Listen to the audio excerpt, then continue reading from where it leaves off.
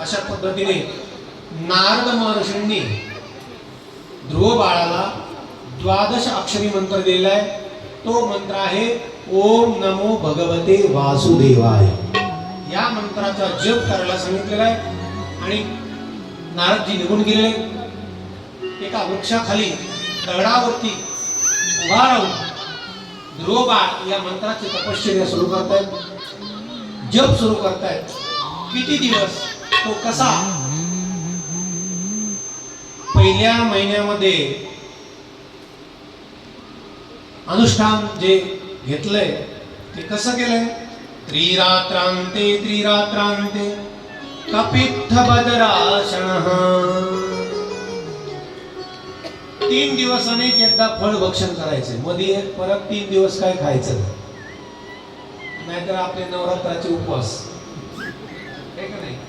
काही काही बायकांना नवरात्राचे उपवास आहेत, पुढे येणार आहेत म्हणून 1 महिनाभर फराळाचे पदार्थ करायला सुरुवात होती. मला त्या फराळाच्या पदार्थाची आता जडीच लागली, रांगच लागलेली आहे का नाही.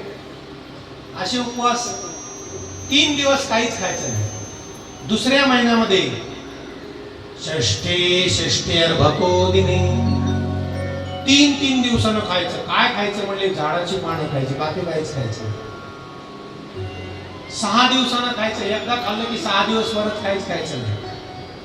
दुसरा महिना संपला. तिसऱ्या महिन्यामध्ये काय द्वितीयंच तथा मासम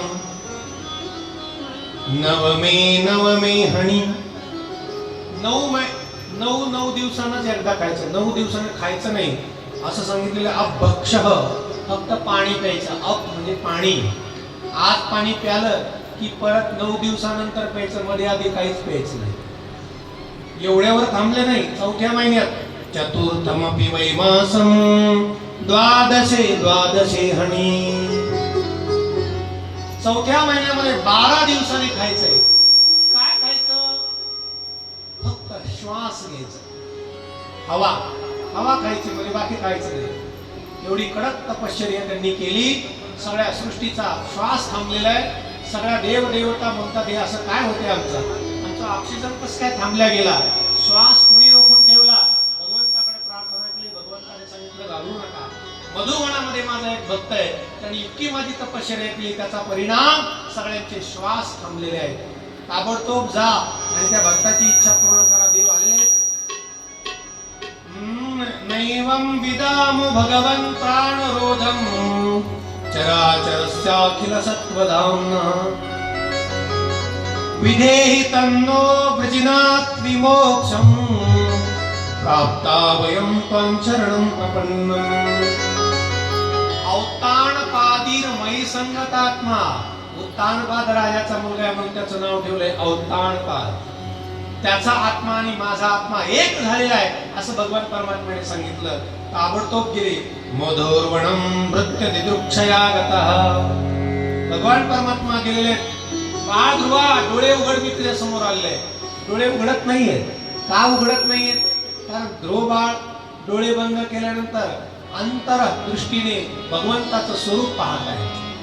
चतुर्भुज मूर्ती आतमध्ये पाहत आहे. त्यामुळं बाहेर काही बघायची कारणच नाही. भगवान परमात्म्याने आतलं दर्शन बंद केलं आणि मग ध्रुव बाळाने डोळे उघडले. ज्याला मी आत पाहत होतो तो तर आता मला बाहेर दिसत आहे. पण आता तो बाहेर दिसते, त्याला काय बोलायचं, त्याची स्तुती काय करायची हे मला कोणी सांगितलेलंच नाही.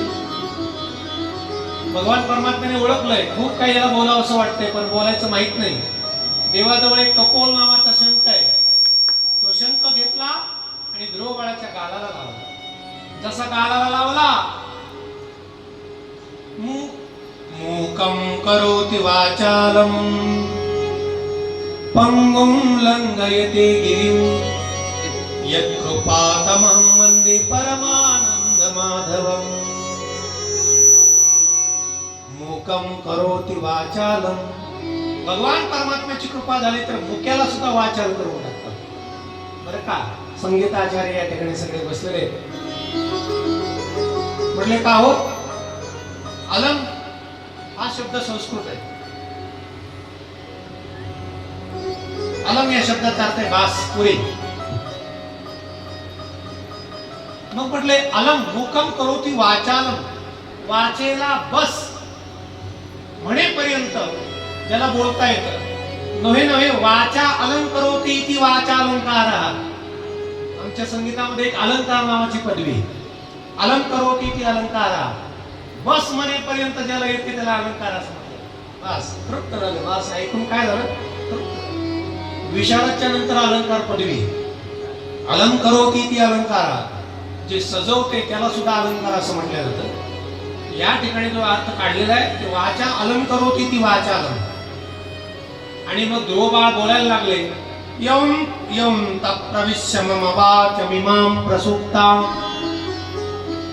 संजीवयत्य किल शक्तिधरस्वधाम्ना अन्यांश्च हस्तचरण श्रवणत्वगादीन् प्राणान् नमो भगवते पुरुषाय तुभ्यं. काय सुंदर गोड स्तुती केलेली बघा.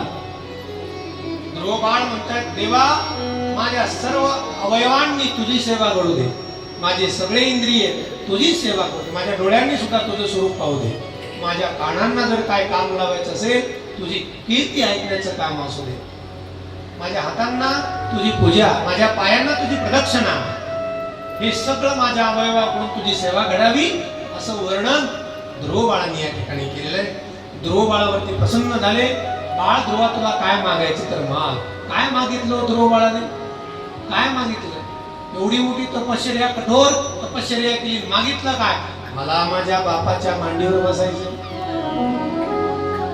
एवढ्यासाठी एवढी कठोर तपश्चर्या केली. मागणारा जरी बालक असला तरी देणारा मात्र आता हुशार आहे, भगवंत आहे. अरे ज्याने एवढी मोठी कठोर तपश्चर्या केली त्याला एवढंसं कसं काय द्यायचं? एक अजून भक्त होऊन गेला, त्याचं नाव आहे उपमन्यू.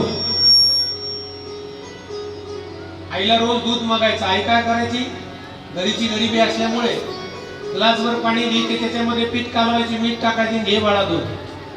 बाळाला वाटलं हेच दूध आहे, रोज बाळ दूध प्यायचं. एके दिवशी बाळ खेळता खेळता राजाच्या घरी गेलं. राजमातेने सांगितले, बाळांनो खेळणं बंद करा, चला दूध प्यायला या. राजाचे युवराज म्हणजे राजाच्या मुलाचे मित्र म्हणून सगळ्यांना ते दूध प्यायला मिळालं. ते काय आपल्या तुमच्या घरचं आमचं दूध नव्हतं, पिशवीचं दूध. राजाच्या घरचं दूध आहे, गावरान दूध गाईचं, त्याच्यामध्ये केशर, काजू बदाम टाकलेलं सुगंधी दूध. आणि ते दूध त्या उपमन्यूला प्यायला मिळालं. आणि ते दूध पिल्यानंतर उपमन्यू म्हणतो, दूध असं असतं. आणि मग रोज माझी आई मला देते, ते काय असतं? आईला कळत गेलं, आई मला दूध पाहिजे.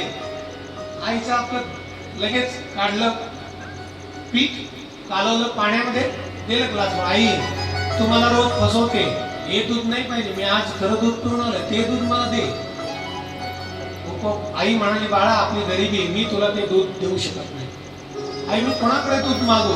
बाळा कोणाकडे हात पसरू नको, देणारा एकच आहे, भगवान विष्णुनारायण. त्याच्याकडे माग. कुठे भेटेल? तपश्चर्या कर, त्याशिवाय मिळणार नाही. उपमन्यू घराच्या बाहेर पडले, तपश्चर्या केली, भगवान प्रसन्न झाले. भगवान म्हणाले, बाळा माग, तुला काय पाहिजे? बाळाने काय मागावं? देवा मला काय नको, वाटीभर दूध पाहिजे. अरे वाटीभर दुधासाठी तू एवढी माझी तपश्चर्या केली? मागणारा जरी बालक असला त्याला काही कळत नाही, पण देणारा मात्र हुशार आहे. भगवंताने वाटीभरच दूध दिलं, पण त्याने वाटी थोडी मोठी केली. कोणती वाटी? दुधाचा समुद्र देऊन टाकला. पीत बस हजारो वर्ष, म्हणून त्याला क्षीरसागर असं म्हणतात. दुधाचा समुद्र. तुम्ही म्हणाल महाराज काहीतरीच तुम्ही सांगता, दुधाचा कुठं समुद्र असतो का? म्हणले आजकाल रोज कितीतरी जीव जन्माला येतात, बरोबर आहे. जन्माला आलेल्या प्रत्येक प्राण्याचं मूल बालक, त्याला प्यायला काय असतं? दूध असतं. मग इतके 84 लाख एवढी जीव जन्माला येतात, त्या प्रत्येकाला प्रत्येकाच्या मातेच्या स्तनामधून दूध मिळतं. ते दूध येतं कुठून? दुधाचा काही कारखाना आहे? नाही नाही, त्याच्याकडे क्षीराचा सागर आहे, आणि तेच दूध तुम्हाला आम्हाला पोहोचवले जातं. आणि म्हणून उपमन्यू पुढे दुर्जटी ठेवली देस, दुधाचा सागर, दूध त्याला दिलेलं आहे. मागणारा जरी अशिक्षित, त्याला कळत नाही, तरी मात्र देणारा या ठिकाणी समृद्ध आहे, हुशार आहे. आणि म्हणून ध्रुव बाळाला पित्याची मांडी ध्रुवबाळाला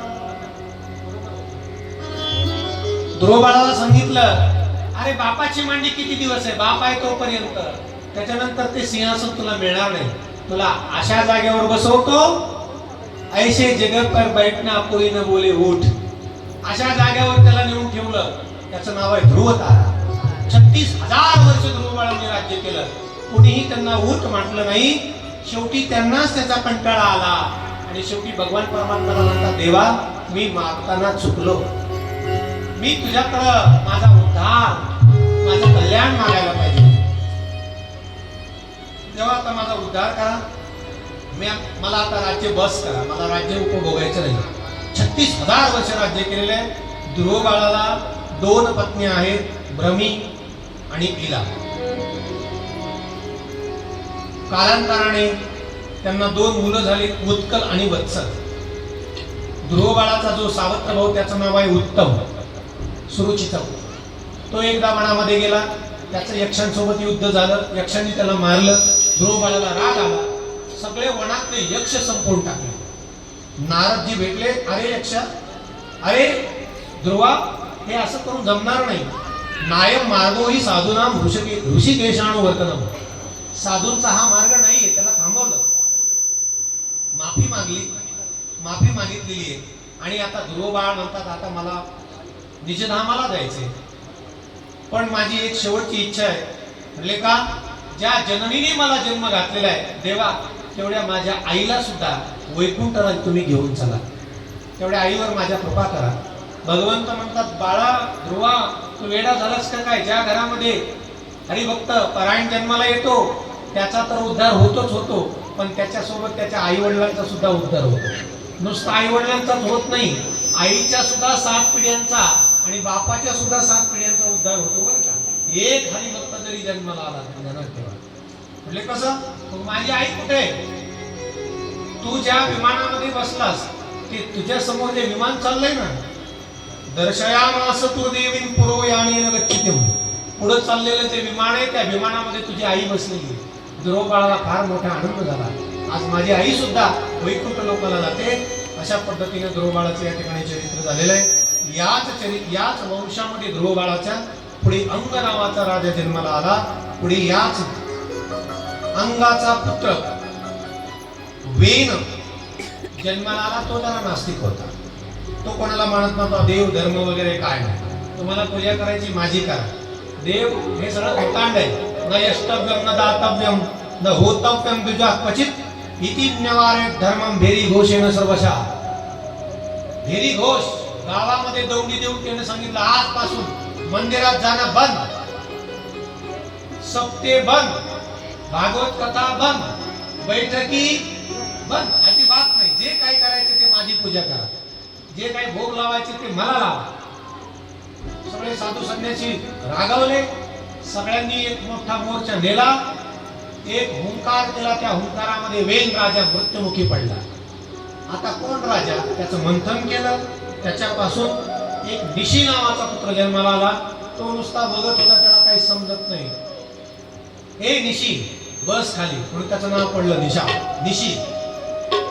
त्या निशीचं नंतर पुन्हा त्या वेळाचं मंथन केलं आणि त्यांच्यापासून साक्षात प्रभूचा अवतार झाला. त्यांचं नाव आहे राजा पृथु. पृथु भगवान की. आणि पृथु महाराजांनी आता या सृष्टीची विकास काम सुरू केलेलं आहे. पण पृथ्वी मातेनं सगळे रत्न आपल्या पोटामध्ये साठवून ठेवले. ज्यावेळेस पापी लोक जास्त होतात त्यावेळेस पृथ्वी माता रत्न उघडे करत नाही. पृथ्वीराजाला राग आला, धनुष्याला बाण जोडला. हे वसुधे, वसुधा नाव कोणाचं आहे? पृथ्वीच. वसु म्हणजे रत्न, धा म्हणजे धारण करते. जी आपल्या पोटामध्ये रत्न धारण करते तिला वसुधा म्हणतात. हे वसुधे त्वां वदिष्यामि, मी तुझा वध करेल. कुठे ठेवलेस रत्न? पृथ्वी माता प्रगट झाली.